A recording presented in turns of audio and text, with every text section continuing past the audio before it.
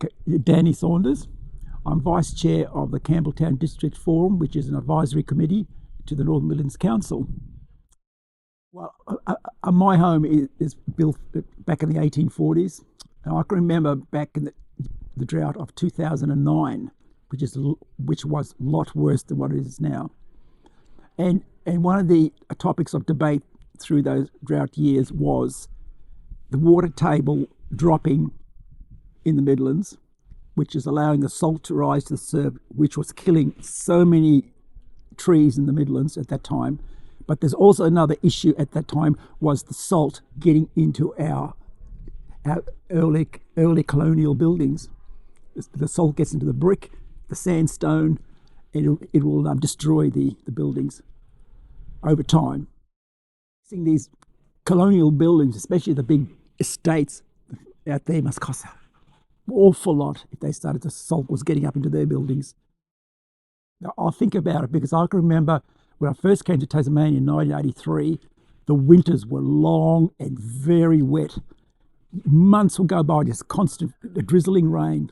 But now it can be quite dry now. So I've seen the climate change since 83 to 2026 now.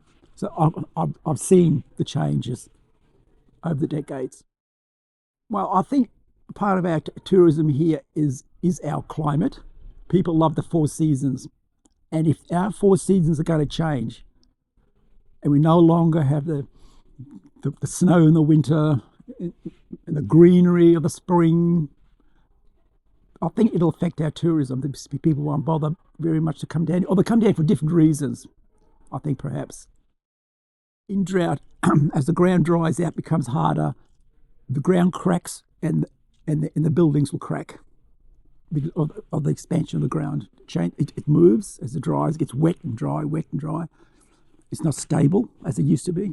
So the buildings will move and crack and plaster. Well, when we discuss droughts, we often think of, and people often talk about farming, constant farming, but talking about drought affecting people in the towns town people don't really think much of it at all, because they just turn the tap on and talk about drought. You see on TV reports, drought farming. People don't associate drought with towns and cities as much until it's really bad. Meat prices, the vegetable prices, if they have to spend more money on water, the flow-on effect of the prices will go up in the stores. The farmers have less money to spend at our local elders, our nutrients. There's less money there spent, and they have employees. They spend less money in the stores, in our clothing stores, for instance. Just like a Lake Leather, for instance, is usually patronised by tourists or local women, farming women who've got that money to spend there. Or Cocoa Blue, for instance, it's usually the farmers' wives who go there locally. Because they are upmarket stores here, and who has the money to spend there? It's the rich farmers' wives or rich tourists. You see, that's the point, and that is a point, isn't it? So it's the tractors. And they have a lot of workers who live on the estates. In the irrigation, it's like $100,000 plus to get that irrigation schemes. There's wheels and the spray water everywhere. And I think in the future, I've been saying this for years, as a water scheme comes through the Midlands, and they want work and the same crops as they have got around Longford, well, overseas workers will have to come down here, surely, as the crops change. Now, just reinforce my personal beliefs that climate change does exist. And it's something that really jumped out at me. Someone said something about housing estates. Well, our population will increase by 10% this year because we've got 50-odd houses building up there, and there's other little blocks here where you've got 4, 6 little units. So our population is going up, which means our water supply will be used. And our water supply at Lake Leak is really low at the moment, because I'm on the irrigation board as well. It's a town rep. And the water's getting low up there. And that's where our water comes from. It doesn't come from lake up to highlands with the water irrigation.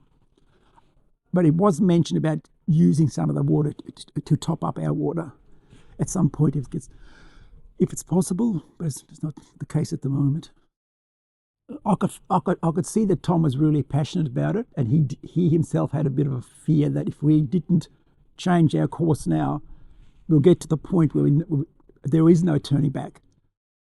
It's very difficult to convince people that it exists, because I talk to a lot of people in town that so many just don't believe it. They say it's been happening for hundreds of thousands of years, and stop having lawns. Because I can remember, I've been here for so long, I can remember before the Northern Midlands Council started charging for water, people would leave the sprinklers on all night to water the footpaths.